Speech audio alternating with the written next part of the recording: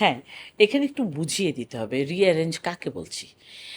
সঙ্গীতটি যার, ধরুন নজরুলের গান, নজরুল সঙ্গীত, রবীন্দ্রনাথের গান, রবীন্দ্রসঙ্গীত। এবার রিঅ্যারেঞ্জ কিভাবে করবেন?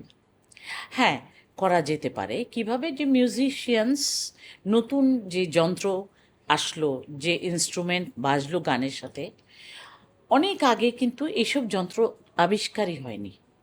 এই নতুন যন্ত্রানুষঙ্গ ব্যবহার করে সঙ্গীতকে আরও একটু সুন্দর করার উদ্দেশ্যে সঙ্গীত আয়োজনকে আমরা নতুনত্ব দিতে পারি, এটাকে রিঅ্যারেঞ্জ করতে পারি। কিন্তু যে গানটি রবীন্দ্রসঙ্গীত, যে গানটি নজরুল সঙ্গীত, সেই সঙ্গীতকে তো আমি বদলাতে পারবো না, কেননা আমি নজরুল নই।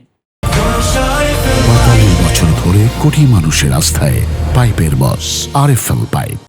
কিংবা আরও বড় কোনো বিশাল সারা পৃথিবীতে যার নাম আছে কম্পোজার হিসেবে, তিনিও পারবেন না এই কাজটি করতে, কেননা তিনিও নজরুল নন। তা আমরা তো গাইছি নজরুল সঙ্গীত আর রবীন্দ্রসঙ্গীত।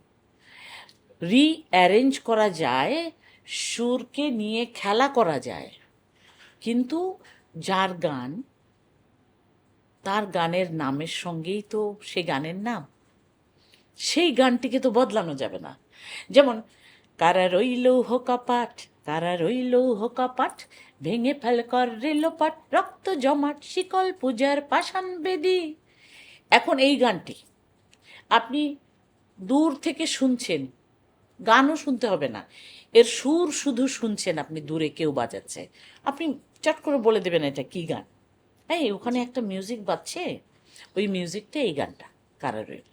এখন আপনি ইচ্ছে মতন সুর দিয়ে দিলেন, গানের চেহারা বদলে ফেললেন, আর গানটির আইডেন্টিফিকেশনের প্রবলেম শুরু হলো, ক্রাইসিস শুরু হয়ে গেল।